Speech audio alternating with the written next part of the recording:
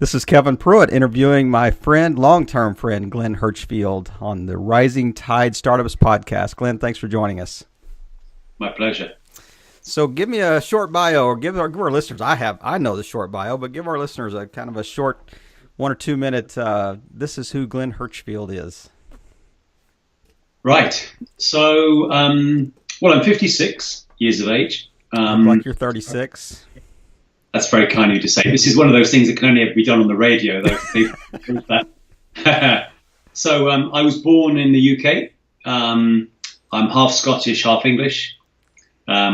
Was raised around London. At 11 years of age, I went to a sports school. So in the UK, they have a number of schools that specialize in sport. And the idea is that if you show some promise, you get pushed off to a school, particularly if you can play soccer. So I went off to sports school, which I loved. I was in the boarding school environment until I was 18. Didn't quite make any of the sports professionally. I'd like to tell you that there was some great circumstance which prevented that, but actually I wasn't really good enough for any of the sports that I had. But I had the choice at 18 whether I went to university, and I decided not to do that because being in a boarding school environment for many years, it was time for me to get out into the real world. So I, at 18, started at AIG on a graduate program. They promised to show me the world. I only saw Croydon, which is a bit like in the US saying that you started in Detroit and they didn't let you out. Now, AIG is an insurance company? It is. Okay. It is. And so I then spent the rest of my life in insurance, and we'll talk about what I do now, I guess, in a minute. But the career, I've been very blessed throughout my career, and a number of things that have happened which have led me to where I am today, which is today I help to buy and sell businesses, particularly in the financial markets. I have a beautiful family, 3 beautiful children, a beautiful wife, Michelle, and an incredibly supportive extended family. So I speak to you as a very blessed and contented man. So tell me let's do the quick, I guess, pathway from age 18 to today. So how long were you in the corporate side of things, and then when did you shift more toward the entrepreneurial side? Okay. So having got through the AIG experience and realizing they weren't going to let me out of Detroit, I moved into becoming a broker, or an agent, as you would say in the US. Mm-hmm. So that's an insurance agent. And so I learned that world, and just through chance, I was given the opportunity quite early on in my career to go and see another business about the possibility of buying them. And I had no great skill set to speak of. I think I was mobile, I had a car, and I probably felt that I would be able to communicate well with the person in the other business. And sure enough, we did that deal. I'm not sure I did a particularly great job, but we did the deal, and that was my first experience of getting involved in buying a business. And you were what age at that time? Approximately? I would have been 24. Okay, wow. So quite young. Now, just a health warning on that. So this is before computers really kicked into the commercial world. And so we bought a business, and depending on the size of it, we were buying paper files effectively. So right. This was buying an insurance business, buying the records of each client. So we would, whereas today you would just do a transfer by computer. In those days, you'd have to get a great big van and pick up the files. And so it's quite different to how things are today. So you and I understand that. You and I understand that pain. Yeah. Our younger listeners will have no idea what we're talking about. Correct. They'll just think, who are these dinosaurs? Who are these curmudgeons? That's right. Yeah. But so I had the opportunity to do that at a very, very young age, and that then set me up to. I guess now 30 years later, I've got through maybe 75 transactions where I've been involved in either buying and or selling businesses. But in the early days, this was always doing it for somebody else. This was doing it for the person that paid my check. And buying businesses, particularly at that point, was a very different discipline. So that continued until till 2006. So I had, and my career was very blessed, and I went through, one role to another role to another role till I was effectively running insurance businesses. A lot of my pals would argue that just goes to show that any fool can succeed in insurance with perseverance. That's right. Yeah. But there is a great gag actually about insurance people, and that is that somebody at a dinner party is discussing what they do and talking about degrees, and this guy said, well, yeah, if you get a good first class degree, you go into law, maybe engineering. A good second class degree, you might go into stockbroking, finance. A third class degree, it might be the arts or something similar, and everyone else goes into insurance. And there is some degree of truth to that. Anyway, I digress. So we so got 2008 was a really pivotal point in my career. So I got involved in a startup business, and we had a pile of cash from a US backer, an individual, and we were very blessed to have that. But then the crash happened, and he withdrew his financial support, and I was placed in a position for the first time in my life of having to go and raise the capital for my own business. Right. At a very difficult time. Yeah, so the markets are falling down around everyone's ears at this time. Capital is running to the hills. It would not be the time to set up your own new business. But plans are never really made in that way. We deal with the deck that we have in front of us. So I went out into the markets trying to raise the money. I had two choices basically: either go get a proper job or go raise the money myself for this venture. And I chose the latter path, A, because I believed in the plan, and B, because I felt that there would be someone that would also see the value in what we were trying to do. Even with tight financial markets, even with tight capital out there. Correct. Yeah. Correct. And we were trying to build a European version of a company based in San Antonio in the States, a business called USAA. So it was a business that was serving the armed forces. So lots of really good reasons why you would want to do that. And more in Europe. More in Europe. Right. In Europe, exactly right. And so I went out to raise capital, and although I had done many transactions, I ought to have known my stuff, I was useless. I was really poor at raising capital. I was green. I was a novice. I didn't have a clue really what I was doing. And but I'm half Scottish, half English, and I think the Scottish side of me came out, which is being a bit stubborn and maybe a bit of resilience. And I stuck at it. I believed in the plan. I learned quickly from all the schoolboy errors I made along the way in terms of trying to raise capital. And then I met some very, very good people who also maybe partly believed in the plan. Maybe they liked what they saw in my passion for the plan. And we got there and we got it funded. And the business launched, and we subsequently sold the business. So that it was at that point I moved from being somebody that was just worked in insurance, ran insurance companies, to somebody that was sort of going into the world of private equity, into venture capital, into business angels. So in other words, I was going out with a begging bowl. Anyone that had cash in their pocket, I was going out and talking to. So I was, to use a fairly crude expression, I was kissing frogs and schmoozing wherever I possibly could to raise capital.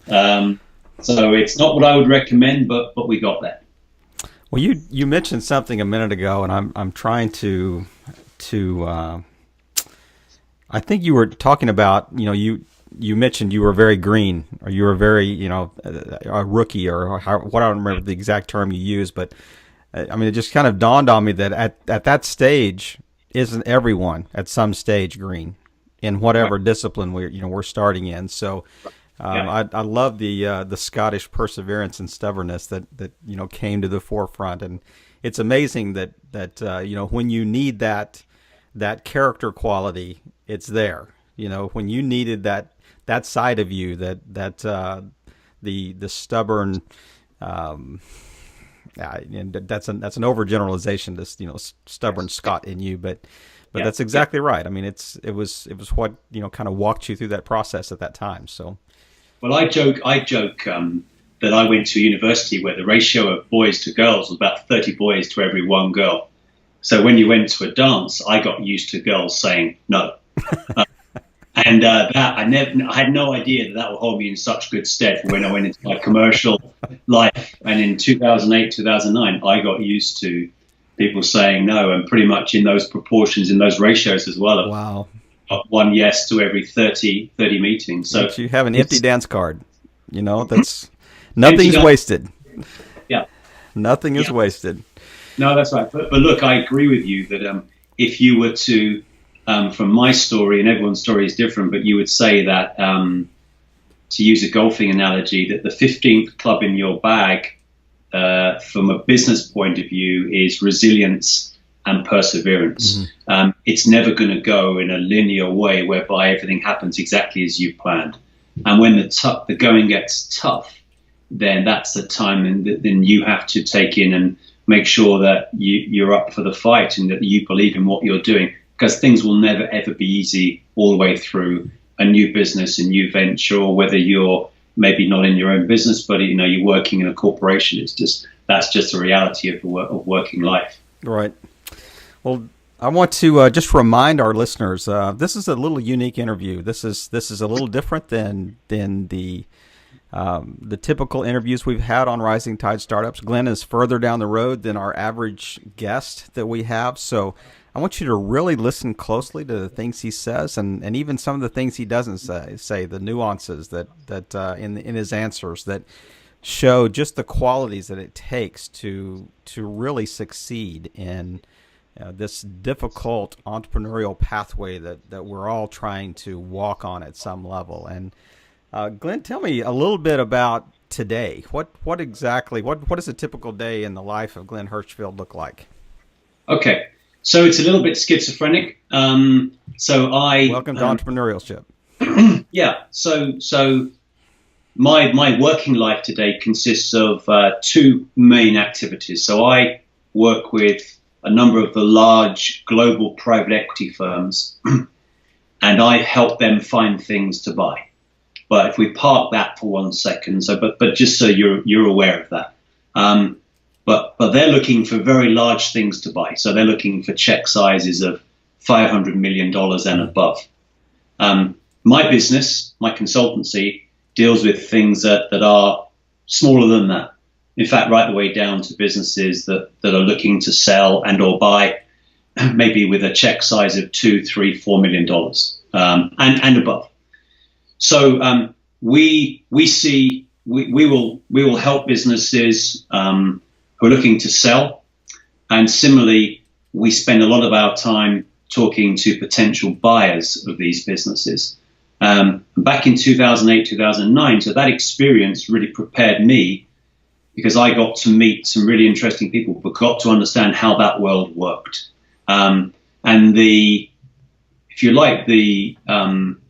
I had a kind of a road to Damascus moment, effectively, when 2009, 2010, I was being asked by a lot of friends who were looking to sell their businesses because the markets were so bad, and saying, could I help them? Because they'd seen what I'd been through and what I was doing in the markets. Right. And I started to help them free. I didn't have a company. It wasn't even a thought. It was certainly not a plan. And I helped them. And it was only when my wife, Michelle, one day said to me that, what was I charging people for the advice I was giving them? And I said, well, I'm just doing it for friends. And then a few weeks later, I was helping somebody. She said, so how do you know that person? I said, well, I don't. It's a friend of a friend.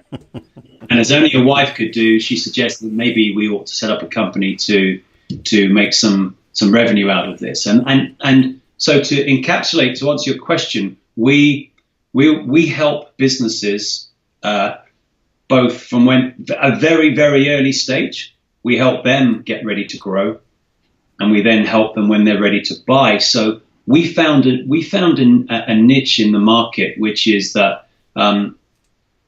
most of the time people go into what they call a process. So they prepare a very glossy brochure about their business. Right. They invite maybe 10 people if they're interested in buying the company.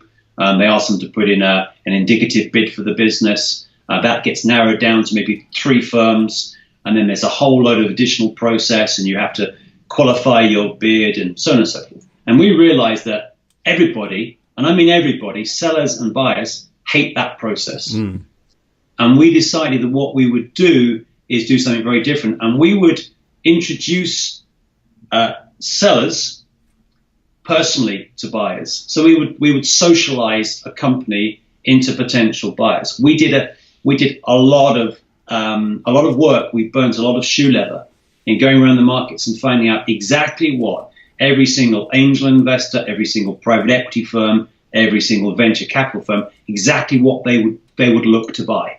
And then we posed a question to them and said, look, if we bring people to you rather than sending you a 100-page document, how do you feel about that? And every one of them said, we would love that. Yeah. We'd love to get used. We'd love to meet these people face to face. We'd like to find out about what's going on in their business. We'd like to find out a bit about what the aspirations of the management team are. And in essence, Kevin, we saw that was a business model for us that we could pursue. So it was very important to us that we behaved ethically, and we hoped that we had a good reputation in the market for being ethical. So if you like, there was a unique business model with an ethical wrap around it. And since that time, in 2008, 9, 10, we've now grown exponentially, and we've been incredibly blessed to be able to help a number of firms sell their businesses. And it started off with small things, and quite recently we helped we were advising on a 50 million pounds. This is so around about $6 million transaction. So we've been very lucky, blessed, but we've to a certain extent, I guess we've listened and responded to the market in terms of something that was never a plan. We just, I guess, used our ears and thought through what we could do that would differentiate our business from others. Let's not gloss over the things that you just said that I think are really key, that our listeners really need to focus on. And from time to time, I want to stop and just kind of recap some really salient points that I think you've made that I think will be helpful to our listeners. You talked about when Michelle brought you this idea and you started researching, you started doing some kind of the market research, phase of what you needed to do, that you went out and asked the very people that you probably were going to market this to about, what do you think about this idea? Is this idea viable? Is this something that you would actually pay for as a service? Is it something that is addressing a specific pain point that you have? I mean, that's just a crucial step in an entrepreneurial endeavor, is to address a pain point that you recognize. The second thing you talked about is that, you looked at the difficulties of, say, the 2002, 2008, 2009 equity market, and how, the lessons that you learned in hearing all these no's, and this, the empty dance card analogy that you gave us. And you used that in 2015, 2016, 2017 that said, the lessons I learned almost 10 years ago are now coming full circle to equip me to be able to address some of those same concerns in a different market, obviously, in a much more growth market, that we're in today. But is there anything else that you wanted to kind of recap and kind of circle back and say, yeah, I really want you to hear this point or two? So I just thought it was such a crucial moment in our interview that I wanted to just really camp on that for just a second.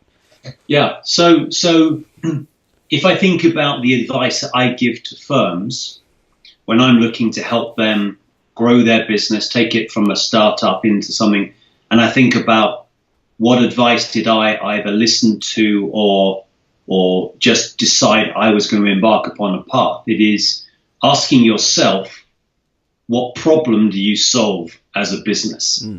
So everyone talks about differentiator, and some of that is marketing speak.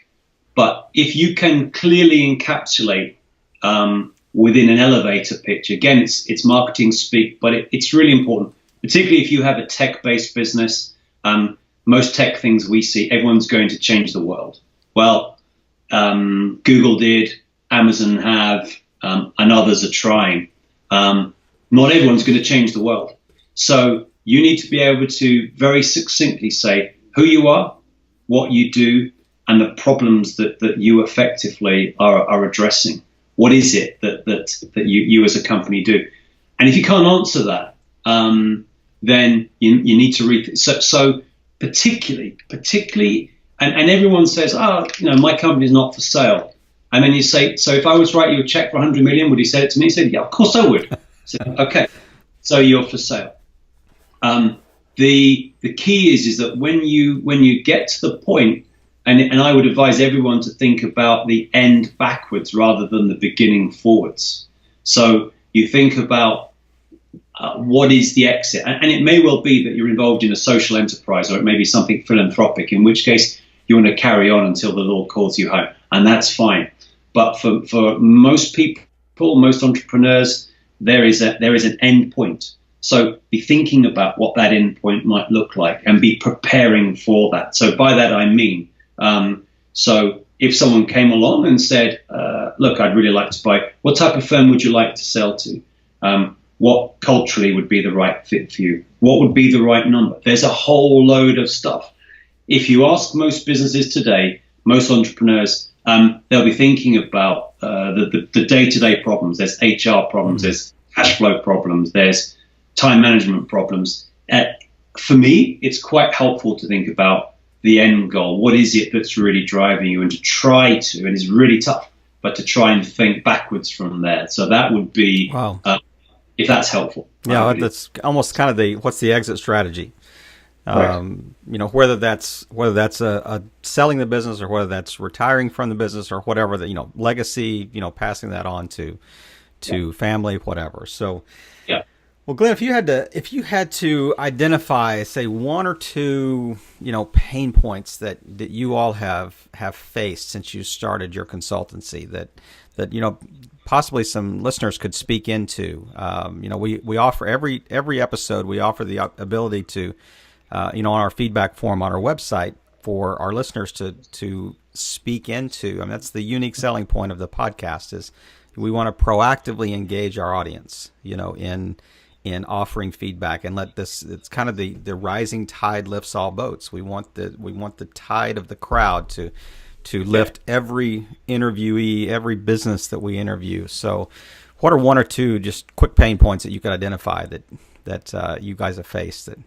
Yeah. So I think we early on, we were quite promiscuous in our business dealings. So we would get involved in a whole load of deals that economically were not necessarily the right thing for us to do. And every fledgling young business is vulnerable to that. So we would get involved in things that were never going to pay us a decent paycheck, were going to take up a lot of our time. So we were busy fools in the early days. Very quickly, we thought through, okay, I say quickly, maybe actually more like 2 years. So it was but we thought about what is our economic offering? What is our contractual relationship with our clients? And we learned, candidly, we weren't particularly clever. We learned through pain. We learned through, so by way of example, we got involved in trying to help sell a business. And along that journey, we helped to change the profitability of that firm by getting them better commercial deals with all the companies they dealt with.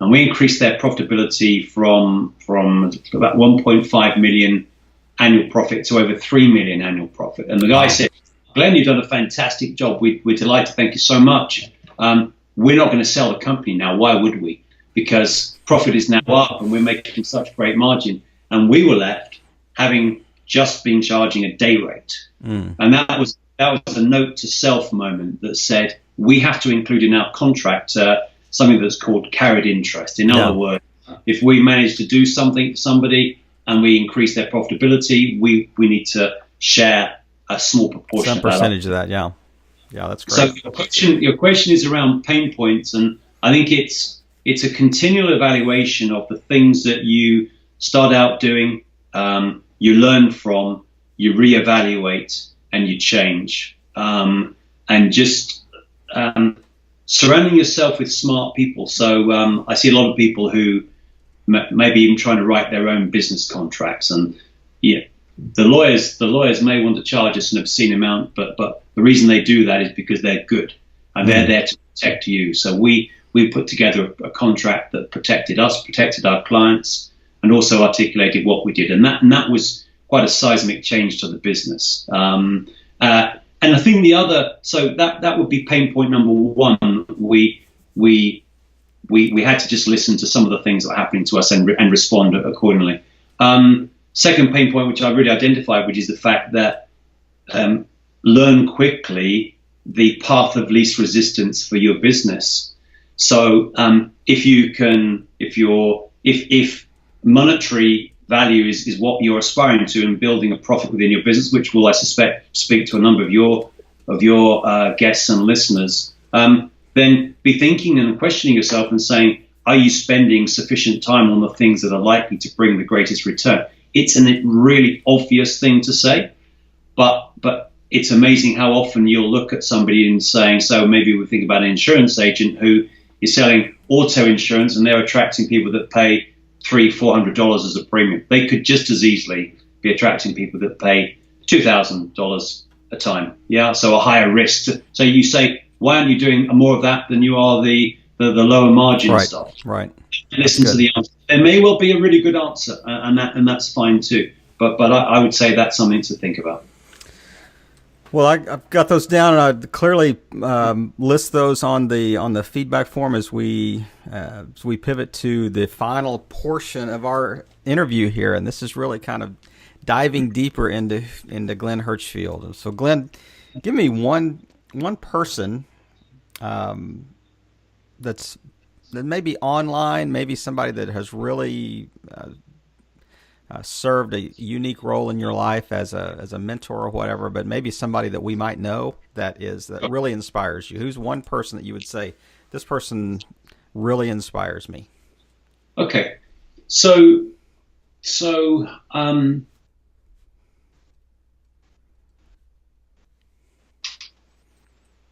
there's a person in the UK market that, and I'll talk to you about two people that your listeners will know. So there's a guy called Peter Cullum who is a very, very famous guy in the financial services market in the UK, and we're close friends. And I have learnt so much from him along my journey in terms of particularly commercial things. Just he's very generous with his time, and I would say that if you can find somebody that you know, they don't have to be well known as Peter is, but somebody who you can share in exactly what you're doing with the podcast.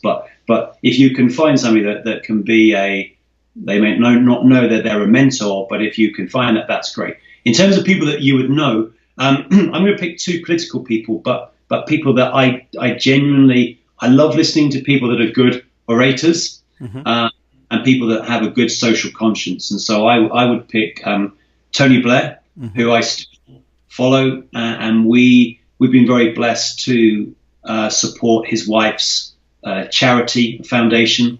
And so we've been able to meet them and find out a bit about them. And that, so I follow what they do with great interest. And I would say also Barack Obama as well. So similarly, somebody that I love. I mean, I think it was an amazing moment, forgetting about what your political persuasion is, but just having the first African-American president was just an amazing thing. And that journey through into becoming elected. And I've managed a chance to read a number of his books and listen to his speeches. And he and Tony Blair both inspire me enormously.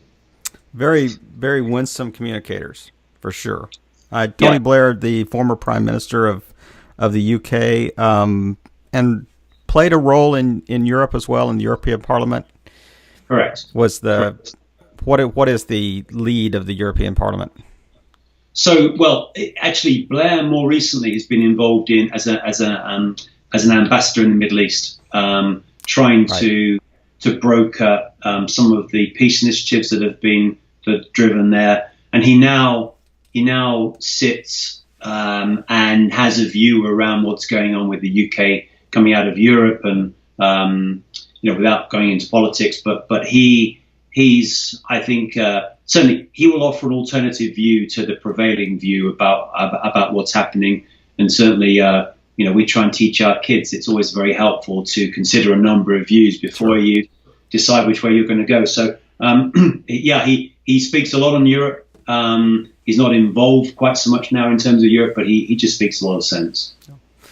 So tell me a life quote that inspires you. You have something that's like taped on your computer. It's something that just a kind of a one-line thing that you look at every day and you think this is really kind of the mantra that I want to live life by.